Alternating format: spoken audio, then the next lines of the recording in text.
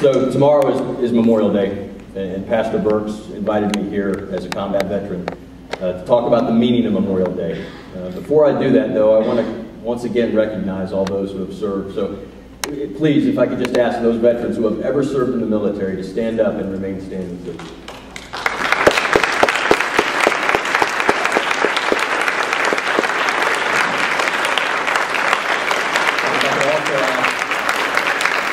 Family members and service members, all of the family members. If you have any loved ones in the military, please stand up. Thank you. Thank you very much for your service. Please have a seat. I want to share a little bit about my background, and then we'll talk about Memorial Day and what it means to me, and I think what it means to most of you.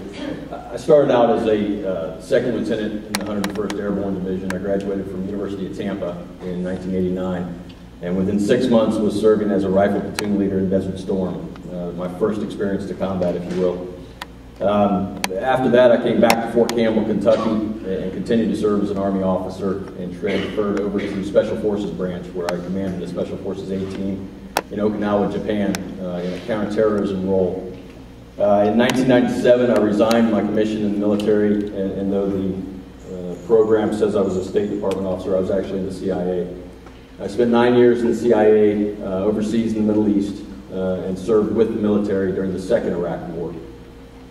I resigned my commission and left the government in 2006 and started a business that further supports the military as a defense contractor. So that's a little bit about my background. I really, really appreciate the honor.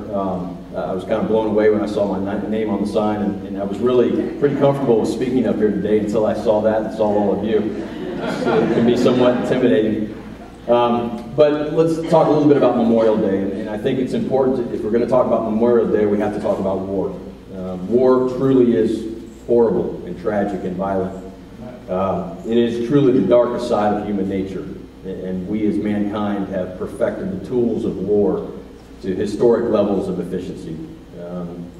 With exact precision, our Special Operations Forces right now can target, find, fix, and finish the enemy almost anywhere in the world.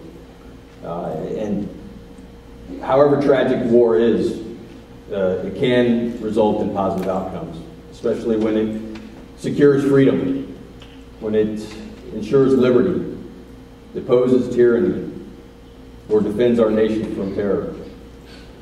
But for all of those who served in combat and survived, it will forever change your life. It changes the way you look at the world. For those who have gone to war and come back, innocence and peace is forever gone. For the loved ones,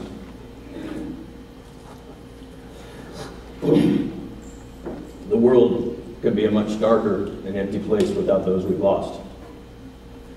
From the Boston Massacre that was the catalyst for the American Revolution to the declared end of the Afghanistan War last December, we have lost 1,365,000 American souls, our brothers and sisters, our sons and daughters, our mothers and fathers, killed fighting America's wars and combat actions.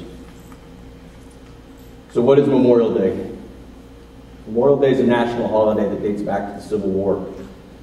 It's a day of remembrance for those who have lost their lives, those who have paid the ultimate sacrifice defending our country, defending our freedoms. It's not a day of mourning their death, but a day to remember them and respect their patriotism and their service. For those who have lost loved ones, friends, or the fellow soldiers that we served with in combat, it's a day to reflect them, remember them, and remember their service and patriotism. For all Americans, it should take on a tone of special respect for those who have served and those who have died. But for far too many Americans, Memorial Day has become the start of summer, a 3-day weekend or a paid day off. This underscores the fact that there is a growing and dangerous divide, a separation in our society between those who have served and those whose liberties and freedoms are protected by someone else. At the end of World War II, nearly 10% of our U.S. population was serving on active military duty.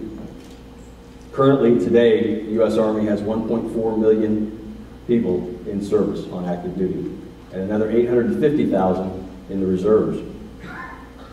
A total of 2.5 million Americans have served in Iraq or Afghanistan since post 9/11, and many of them on multiple tours.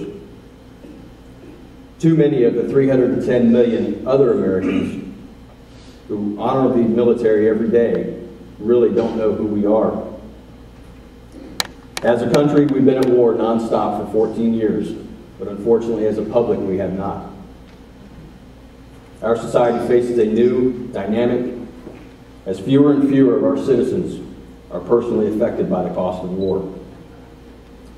That dynamic, if not unchecked, could lead us to become a chicken hawk nation.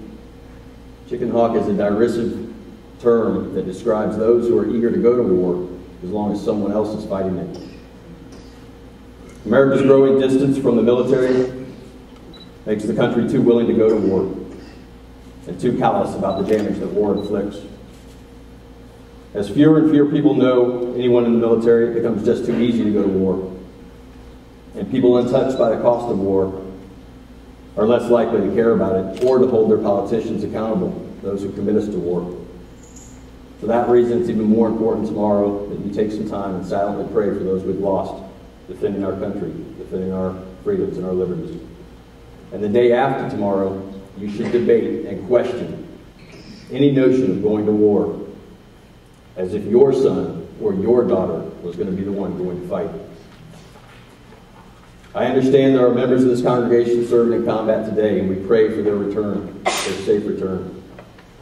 I understand there are members of this congregation that have lost loved ones, and we as a grateful nation owe you a debt of honor for your sacrifice. There are young members of this congregation today that will go to war, and we should demand their admiration and their respect, and the respect for their service and their patriotism. And for their sake, we as a nation should never take lightly the notion of going to war.